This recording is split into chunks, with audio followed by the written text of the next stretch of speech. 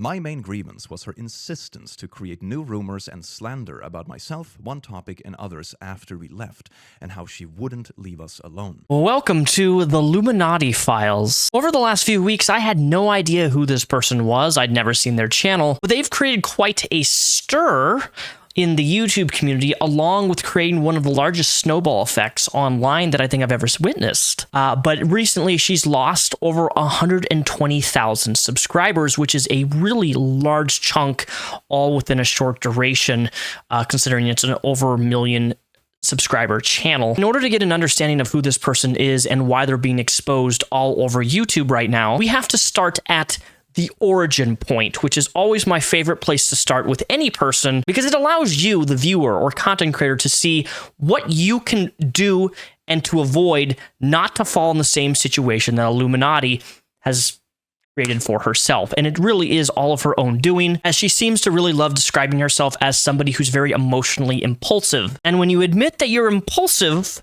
on the internet with a large following, that is a dangerous game indeed. So where does this begin? Well, it starts actually on Twitter, where many things do, and then eventually twists and turns all the way to YouTube into her making a gigantic 49-minute response to a collective group of people that she was involved with on a collaborative channel, all speaking out against her and dropping the receipts. Grab a cup of coffee or a root beer, you're gonna need it, and let's dive into the Illuminaughtii Files, an absolute control freak. Illuminaughtii started last month off by accusing Legal Eagle, a very large legal channel who specializes in giving legal advice, on plagiarizing her content. Now, plagiarism is a really big accusation to throw around, but what's so funny in this false accusation that Illuminaughtii made is that not only is it a lie, it's fundamentally incorrect, and the evidence that she shows to try to display her accusation falls flat. It's like she didn't even comprehend what was written. Somebody from Eagle Legal's team sent Illuminaughtii an email asking what type of plugin that she uses for her editing style. It then turned into a Discord exchange, and then publicly Illuminaughtii going on Twitter and accusing Legal Eagle of plagiarizing her. For me personally, this may be one of the most hilarious false accusations I've ever seen, because this is what she posted, example A and example B. What you're looking at here is, if you know anything about video editing, is the background effect that you see that kind of looks like a ripped piece of paper and then some text. And then for example B, you see that the text is slightly at an angle. What you are looking at, what you will see in many YouTube videos all across everybody that you watch, is that these are editing plugins.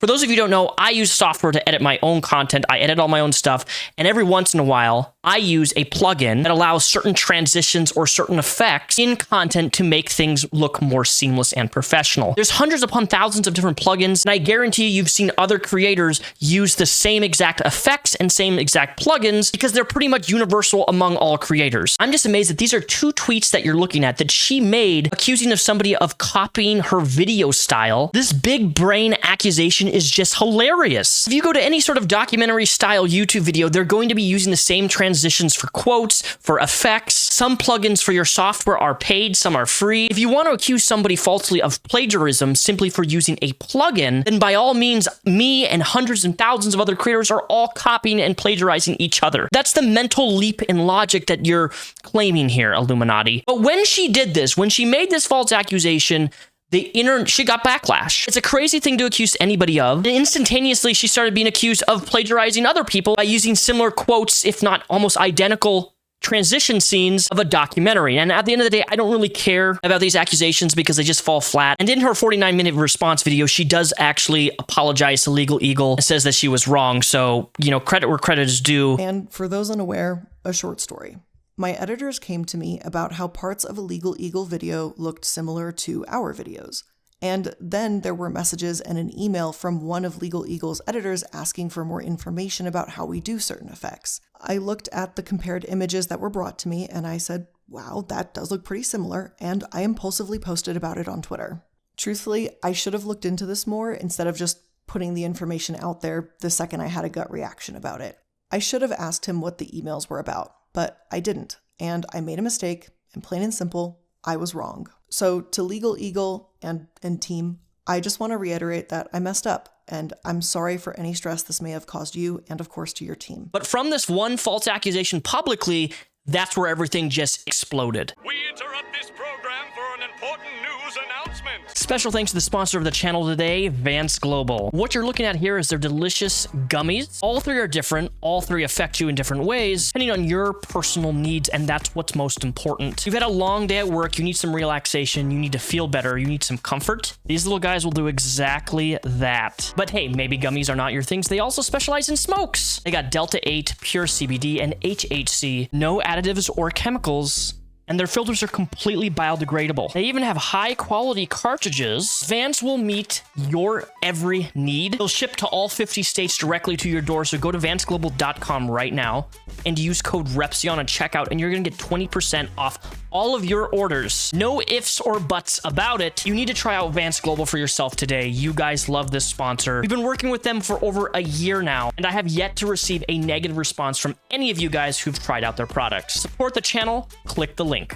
Very soon after this, quite a few members of a collaborative group YouTube channel known as came together and all started talking about their experiences with Illuminati. I honestly believe that all of these folks, when they saw how she reacted to Eagle Legal publicly accusing him of something he didn't do, it allowed an open space for them to come together and say, hey, we need to talk about this person because this woman is not a good person. She's bad behind the scenes. She treats people terribly. She lies about people all of the time. She spreads false information about other people if things don't go the way that she wants, or she can't control things the way that she wants them to go. And what you're about to see here is abundantly clear. Illuminati is really just an ultimately shitty person. And don't worry, we will be responding to her video in full, but I want to do this in chronological order because it just makes more sense that way.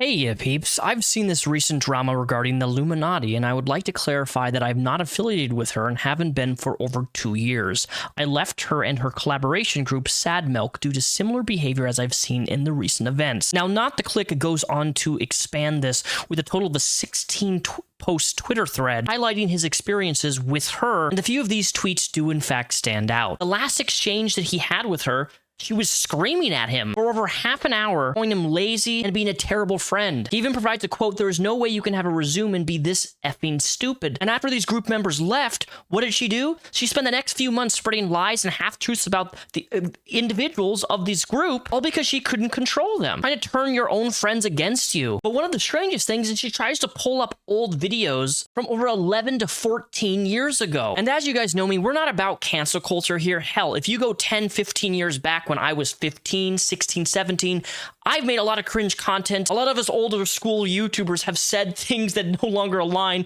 with what we believe now, almost, 15 years? So I can only imagine what type of videos these are. I don't care to know what videos he made 10, 15 years ago. I'm of the belief that everybody can change and grow and just be a better person, but it highlights the behavior that she is out for bloodshed when people don't submit under her thumb. The very next day, another employee came out to speak on Illuminati, and he was being threatened just for speaking out about her own behavior. Wonderstruck goes on to explain that he had to miss Christmas and had to fix editing mistakes that other editors were making, and he wasn't even paid on a timely manner. And then a third member, Oz Media Official, came out to speak with his experience with Sad Milk and Illuminati. And one thing I do want to highlight here is this particular post where he says, "Blair, I'm sorry, but you have hurt me. I need to speak without being told by you, quote, oh, I'm just the villain, I'm always in the wrong," or something along those lines. Words I have heard from you consistently. I want to be heard for once. I don't know how many of you guys have ever been in a toxic friendship or a marriage or a relationship, but I know I've dealt with this in my own life. When you try to confront somebody who is really, really toxic or just a manipulative, pathological liar, you say, hey, you know what? You hurt my feelings. Or maybe you confront on something they did that made you feel invalidated,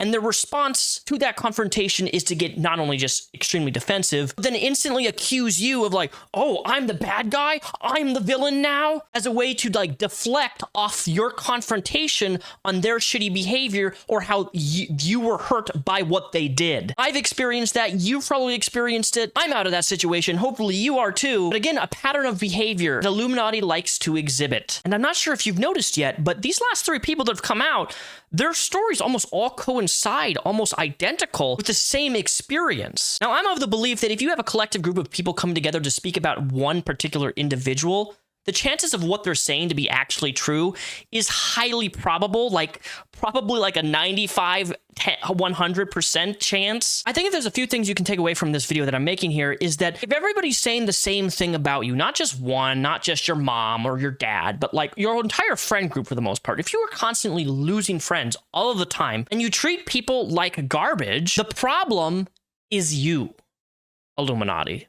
The problem is you. When ego gets in the way of your treatment of other people, that becomes a real problem. And I imagine Illuminati just sitting there festering, spending all of her free moments time going on Reddit, trying to badmouth all these people she's worked with because she can't control the narrative anymore because she's treated so many people poorly. Wonderstruck lived with Blair. Blair's Illuminati. You can't treat your friends like shit and expect them to constantly want to be around you and continue being friends with you. Of course, things don't end there. Illuminati, in response to all of these 4 Twitter threads made by her past Sad Milk collaboration team, she had to make a video response addressing it. Now, I stream on kick.com/Repsion. That's where I'm currently live streaming. And I actually watched Illuminati's full video live just last week. And I really appreciate you, my viewers, even bringing me to this subject, to this person. And I watched it not knowing anything. And I watched her response, and it was not really an apology or a response for the most part, but rather for me, I saw it as like a debunking video, a rebuttal, her trying to say her piece and refute what these other 4 members said about her. And from somebody who only just recently learned about this person, it was a really bad video, like really bad. And I'm going to highlight what's bad about it. I'd now like to address the Click's claims that I had any involvement in trying to gain control of his Discord server by, as he says, tossing around accusations at staff. Because unfortunately, there were some truly sinister things occurring in the Click's Discord that were brought to my attention. Allow me to explain the situation a little bit. The Click and I had shared Discord moderators around the time of Sad Milk being created. Due to the Click's inaction, our shared moderators had brought a situation in his server to my attention, a situation involving pedophilia. In Click's Discord, there was a 19-year-old bragging about a 12-year-old that he was claiming to be involved with. A moderator reached out to get more information on this situation. This 19-year-old then reiterates, and I am directly quoting this here, "I talked with my therapist about it, even too, and he told me as long as I don't touch her, it's okay." Click and his team did not pursue any immediate action to ban, restrict, or report this individual. So those shared mods came to me, and they told me that they were uncomfortable. So we used this individual's ID number and we banned them from the Sad Milk server and from my server, and we reported them to Discord's trust and safety team, who we hope did pursue this further. Then I went to contact Click to see what was going on, and it was mainly because I didn't want to believe that he would blow off someone clearly discussing such an inappropriate relationship. In fact, this was right off the heels of one of his admins sharing pornographic content to people that they knew were minors. One thing that I would like to point out here is how these users were pushing pornographic materials to a minor who explicitly states that their parent is in the room with them, so they were hiding their phone. Having to relook at these messages again still makes my stomach turn, even 3 years later. When Click didn't initially take action, I switched tactics with him and I called One Topic, who was and still is, to my understanding, one of the Click's closest friends on social media.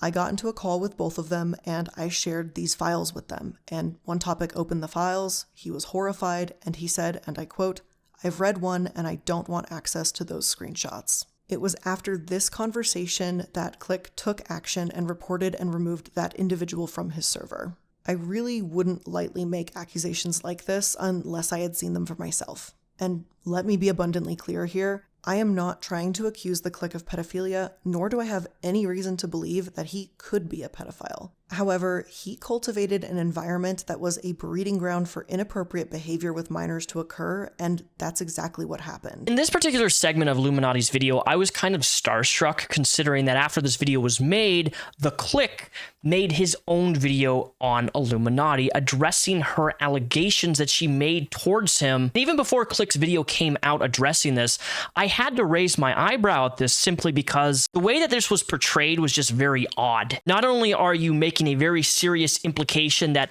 hey, this person didn't act fast enough on a Discord server with over 40,000 plus members. Do you know how unreasonable and unrealistic it is when you have a server that large on Discord, YouTube? It doesn't matter what community it is, but when you have a community that large, thousands of community members interacting, you're going to have bad apples, you're going to have creeps, you're going to have weirdos, you're going to have admins or administrators who at some point make mistakes or who do things that shouldn't be done. I've had to get rid of people on my own Discord before. I have ex-moderators. This idea that somehow the clique is responsible for what other people do, and because he was asleep and things didn't go according to how you thought they should have went faster, and that you can't support a friend who doesn't act fast enough on predatory behavior towards minors. I'm not going to play Click's entire 31-minute video response. It's linked down below in the description for the full source citation, but this is a segment in which he specifically addresses Illuminati, which I just find to be asking myself some questions before I play this clip of the Click. But one of my biggest questions to Illuminati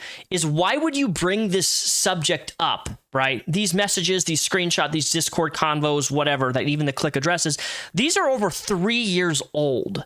My question is, if you thought a child was truly in danger, that somebody was misusing their power, their administration privileges on Discord, and attempting to abuse someone or take advantage of somebody, why would you wait 3 years to then bring this point up in a video? This just strikes me as somebody who, you're angry that he spoke out against you, so you had to twist information and portray something that just wasn't factual, because the Click counteracted your screenshots and gave full context ban logs of when the person was banned to begin with, and the person who did this inappropriate stuff as an admin or a mod or whatever was reprimanded and banned and taken care of. But it suits better to try to paint something else that doesn't fit into what actually happened. Very vindictive. Number 1, the Discord situation. The situation brought up mentions a pedo joining my Discord. It is said that neither I nor my team took action against this predatory person and actively chose to do nothing to resolve the situation, basically just letting them run amok. Click did not address it or wasn't fast enough, etc.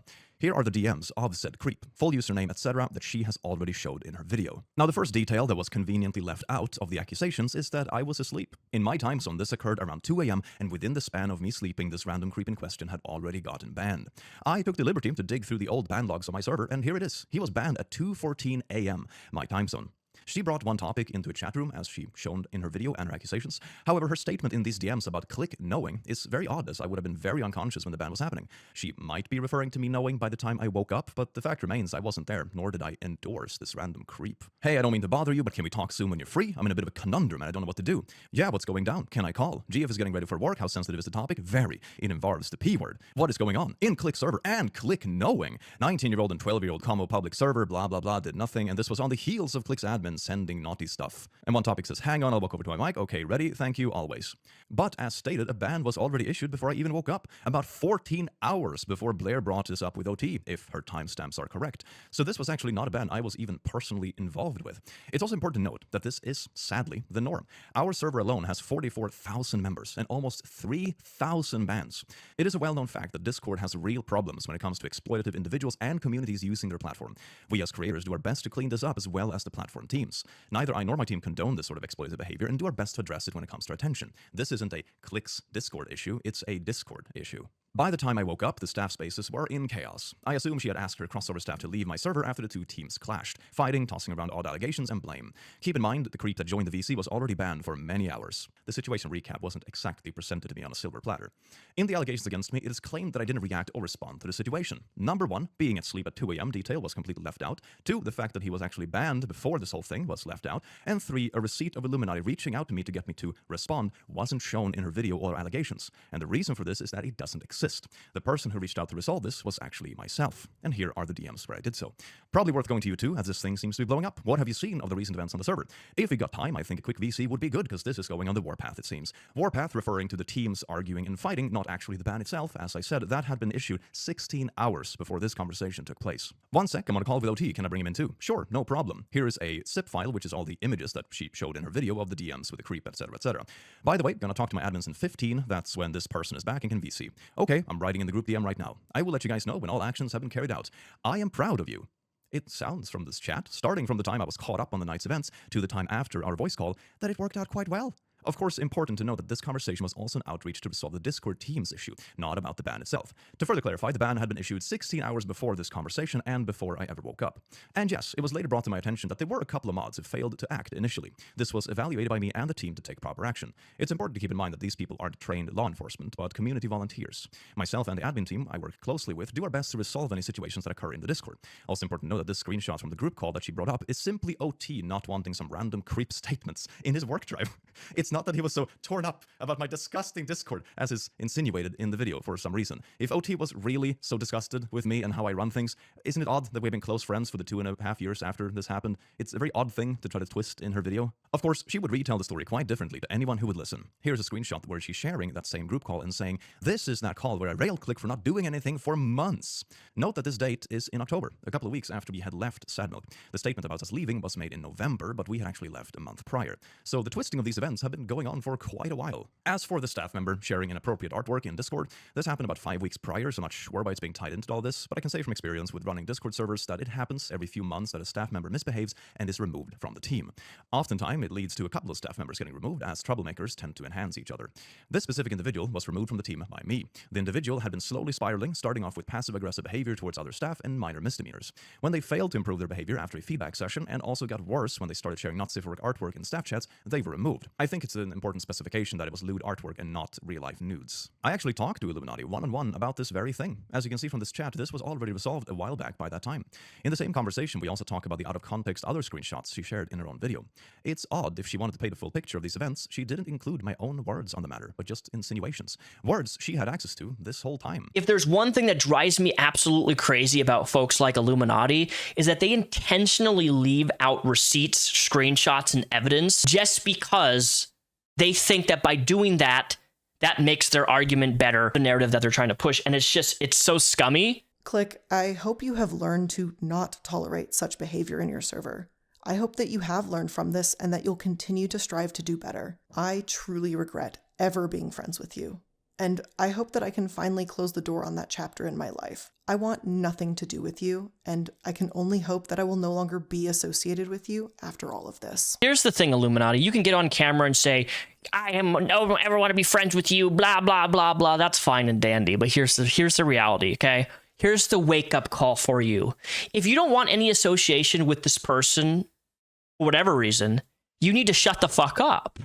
If you don't want association with them publicly, or be friends with them, or hear about them, or talk about them, shut the fuck up and don't talk about them. Don't go behind the scenes saying, oh, the click didn't ban a pedo fast enough on his Discord server. He supports pedophilia. Like, do you understand what I'm saying? This facade of, I don't want anything to do with you, and then nonstop talking about the person behind the scenes, that kind of contradicts what you're trying to say. Words and actions. If you're going to say things, they need to be consistent with the actions that you do.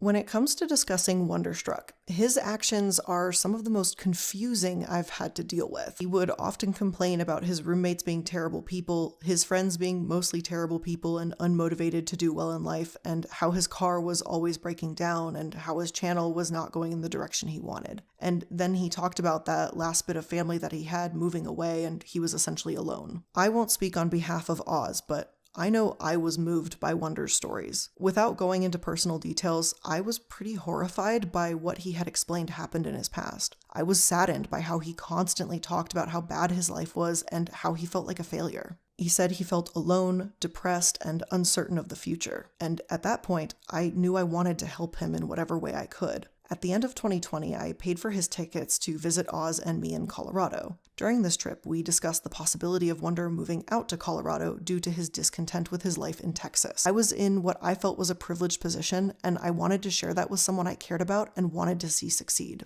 With that in mind, I decided to hire Wonder to do some editing work for my channel, and now we can get back to the continuation of discussing Wonder's employment. Wonder was hired on June 7th, 2021, and was salaried at $50,000 a year. After many in-depth discussions with Wonder, I made the decision to purchase a vehicle that he had already agreed to enter into a rent-to-own contract with said vehicle. On June 12, 2021, Oz Media and I collectively decided to take out a loan together in the amount of $42,359.69. Additionally, I brought $28,346.79 in cash as a deposit.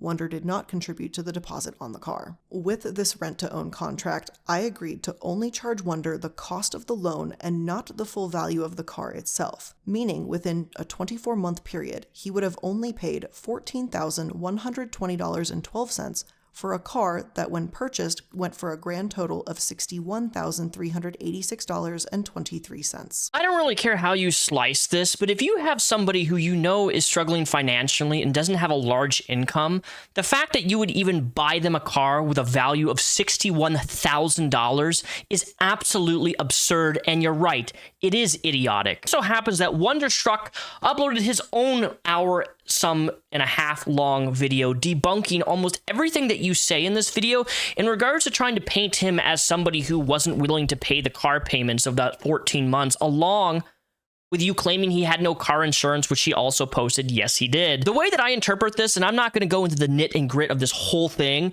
but you bought him this car as a means to control him and have leverage and control what he does. Car's in your name, you're doing a personal rent-to-own agreement, and naturally I ask the question is, why does the car have to be that so expensive and so new? Like, you realize that we have a silicone shortage, right? That's one of the reasons why car prices are way above normal right now. You could get a 2010 or 2015 IKEA or something, or a used 2012 Honda Civic, something that's way more affordable with low miles. No, you went with the highest, something that most people cannot afford. Blair touches on the subject of a BMW she purchased for me due to my old car dying and wanting to help a friend out. I'd like to clarify, I did not ask Blair to do this. In fact, I insisted on our first call the exact opposite. I am not a luxurious person. I like nice things like cozy homes, but the most expensive car I have ever owned was a $5,000 Miata, and that was a surprise gift from my dad after my first car got stolen. I do not desire expensive things, as that just personally is not who I am. Also, as a person who does not like when people buy me things, I was extremely uncomfortable with someone making such a large payment towards a vehicle on my behalf. But in Blair's words, she had the money and insisted that I get the car. After a few more discussions, she eased me into the idea that this car was a good move and would really change my life. I never saw the paperwork on the car. I never did any of the work to obtain the car. The most I did was go to a call with Oz and Blair where I got to choose seat colors. I had no idea of the process or what I was really genuinely getting myself into, which I don't see how you could argue that I did. I was 21 at the time. I can't think of a single 21-year-old that I know that has gone out and filed paperwork for a $50,000 to $60,000 car. I did not know what I was doing. However, Blair would oftentimes tell me that she herself had enough money to retire at any given moment. Now, she was a very successful businesswoman, and from the surface, that did seem true. Blair even had a few BMWs of her own, as well as Oz at the time, so I trusted my friends who seemed to have it all, and I trusted the process, which, again, I found out was a very bad mistake. Claims I broke the contract by the following: no proof of insurance, cars to reside in El Paso County. Okay, well, here's my proof of insurance, and here's my official mailing address during this time. You can clearly see it states Colorado. Here again, you can also see that my mailing address has not changed after the repossession. This car was not residing in Texas, as I did not reside in Texas. I lived in Colorado. I'd now like to point to a conversation I had with Oz Media, because Blair and I were not on speaking terms at this time, which was something she herself suggested took place between us. July 28th, 2021, one day before the repossession, Oz and I had a phone call together where I stated I would not be moving back to Colorado. He agreed it was probably the best option for me, as he was still at this time sympathetic towards everything happening. Note again, the car did not reside in Texas, as I did not have a residence in Texas at this time. Upon hearing this, Blair informed Oz that she wanted me to pay something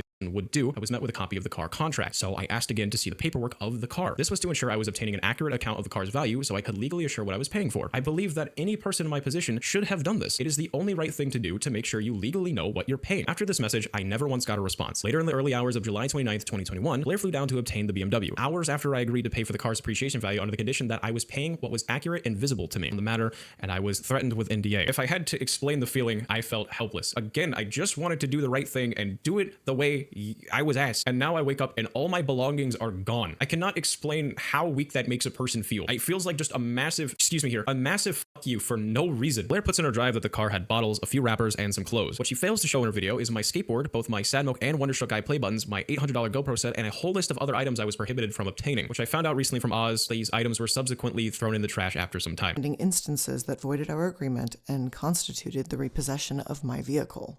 The first was the proof of insurance that Wonder never provided. Insurance that is something federally required of any vehicle on the road in the United States. The second infraction on our agreement occurred when Wonderstruck left the state of Colorado to go back to Austin, Texas. You can clearly see these stipulations in the document on the screen right now, that I had no choice but to repossess the vehicle, which was my property because I am the one who owned it. When I landed in Austin, Texas, I called the non-emergency Austin PD 311 number to explain the situation to them.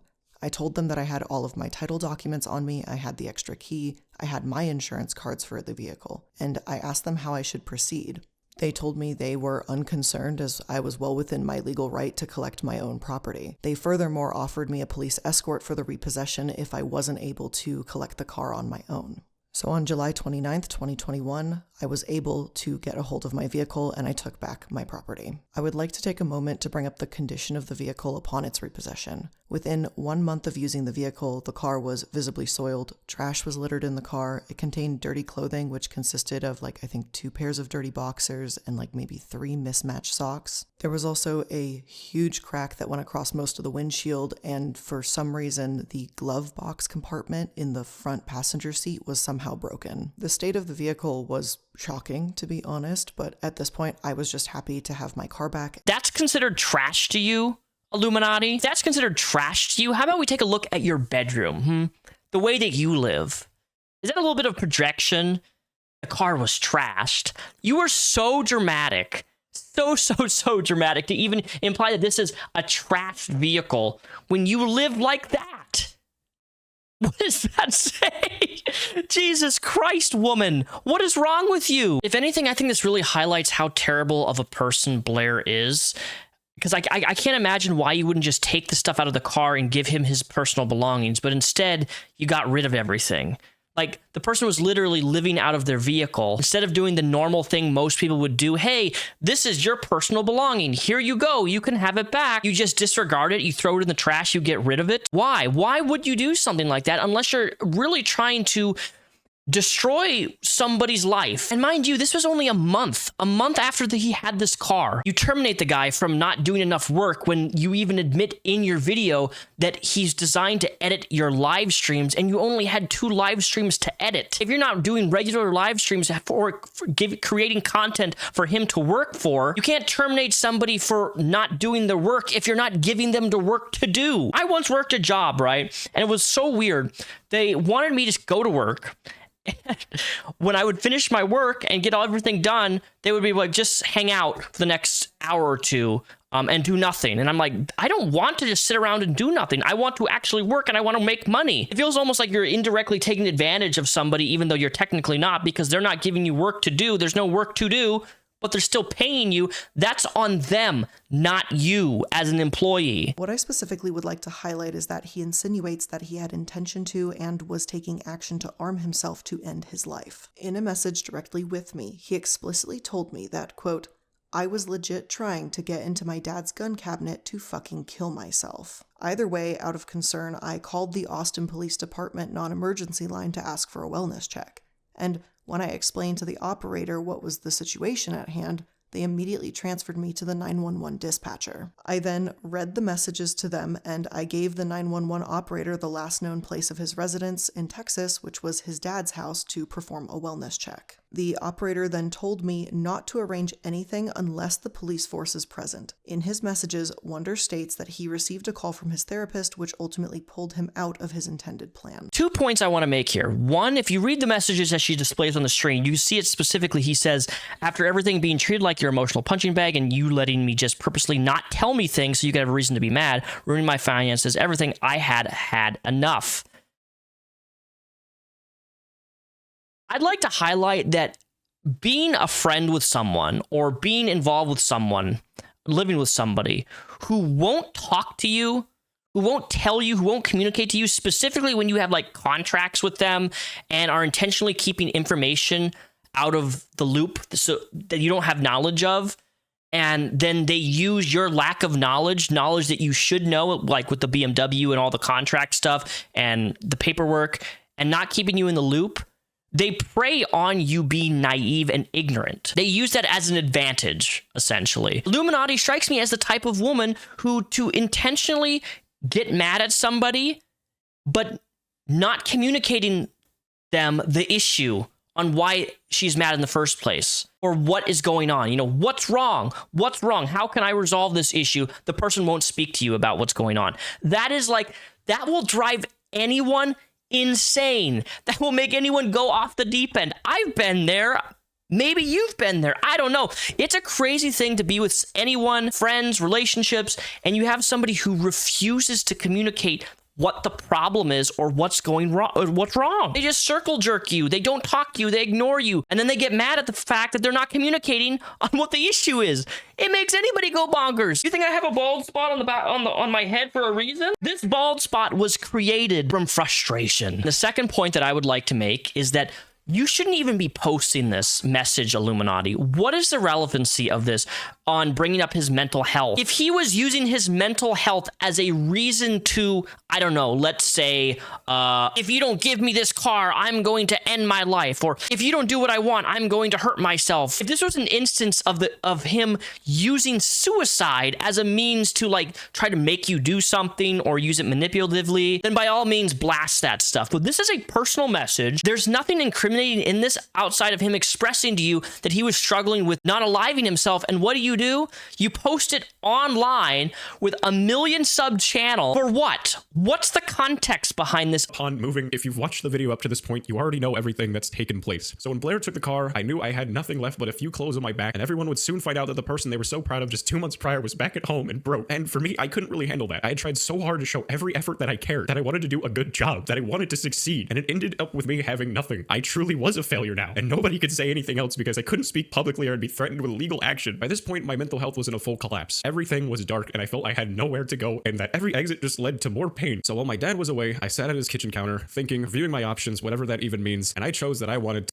So as Blair showed, I started to look for a key to a Now, I'm not religious by any means. I don't have anything against anyone who is, but sometimes things just work in really weird ways. I got a call from my therapist as I was in the closet looking for a key. I had entirely forgotten that we had scheduled an appointment that day. It wasn't really on my mind. Nothing was really on my mind. I just wanted to stop fucking hurting. I answered and she asked me how my day was going. And I told her, oh, not much. I just want to end my life. And again, I don't mean to laugh, but she said, well, how about we just don't do that and talk? Which was just like, it was so crazy. It's just like, I can't even imagine. I mean, like, I guess they're a therapist. They deal with that, but I can't imagine what it's like. How's your Tuesday afternoon going? Oh, you know, but I listened and we did talk. I walked out into my dad's bedroom and I just cried on the phone for about an hour. And throughout it, I'll never forget what she told me. She said, you feared for the worst. You fought your whole life trying to avoid the worst possible outcome. And now the worst possible outcome has happened. And you're alive. You know, I'm still standing here, man. I personally never thought of it like that. I truly didn't. So after our calls, I was still in a living hell, but the idea had more or less left my mind. And so yeah, I did send Blair that heated message because I was at the end of my rope. So when Blair claimed she sent authorities to my house for a wellness check, she didn't care about me. She put in her own Google Drive that I brought the mention of guns to the table and she was locking the cars away and was scared, leaving out that the weapon in reference was aimed towards me. I know I'm supposed to be professional here, but I believe that that text alone only showed she cared about her narrative of herself being a victim. And by showing text with her therapist, she's trying to claim the Good Samaritan card, which is very contradictory given the tones of the perceived messages that I saw. Also, something I'd like to note is that I wasn't there when Blair called 911 to send authorities to my home, but depending on her wording, it could have gone very wrong. To tell authorities there is a mentally unwell man with a weapon, that can go so very bad, so very fast. So yeah, after this long, very drawn out explanation of my mental health, yes, I did send Blair that heated message because I was indeed heated. It wasn't a bluff. I had nothing to gain from this. I was at the end of what I could handle as a person. So to share this sensitive moment with the world, I don't understand what the end goal is with.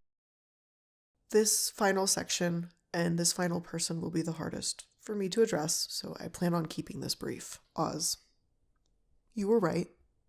I am afraid of looking stupid and weak online, and yet I am those things right now. I just want to say thank you for always being my support through all of my ups and downs. I know that a lot of these personal situations in my life left me very thin and sometimes irritable, and I want to say thank you for supporting me through it and talking me through some really hard times. Your support and your friendship meant more to me than I think you'll probably ever know. I'm gonna miss all the fun things we used to do, eating way too much cheese at the melting pot. Even after everything that's happened, you were the one person that I always thought we could just get it and pick back up where we left.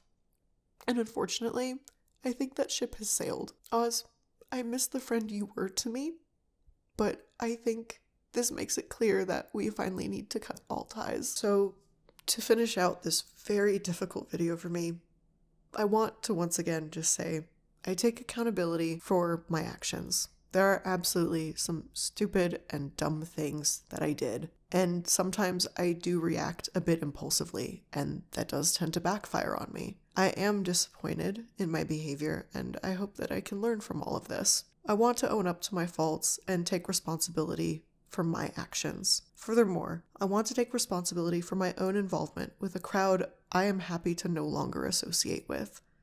I did make bad decisions, I made bad friends, and there will forever be a bad taste in my mouth regarding some of the individuals I've spoken about today. Let's summarize this in one simple sentence.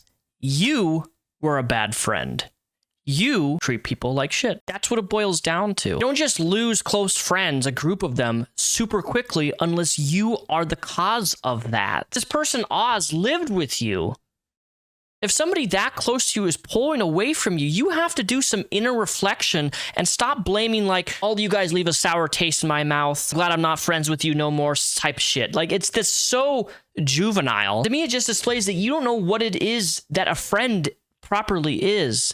Because a friend, a true friend, is not somebody who's going to stick by you when you treat them terribly over and over and over and over again. If you see all these people pulling away from you, you have to ask yourself, why? Now, Illuminati, you strike me as somebody who's very, very alone after this friendship dissolvement. And my only advice to you is to just treat people better. Make better choices. After all, you, I, everybody else, we're all human, and we're all possible of making mistakes. Self-reflect, commit action, and don't point the finger at everybody else for your fuck-ups. When you can do that, slowly but surely, hopefully, maybe, you can build some healthy friendships where you are not the cause of the problem. That's all I have for you today, guys. All the sources are linked down below in the description. Friendly reminder that I am live streaming with commentary and doing react content actually on my kick.tv/Repzion. If you're interested in live streams, make sure to check that out. We're building a pretty cool little community over there.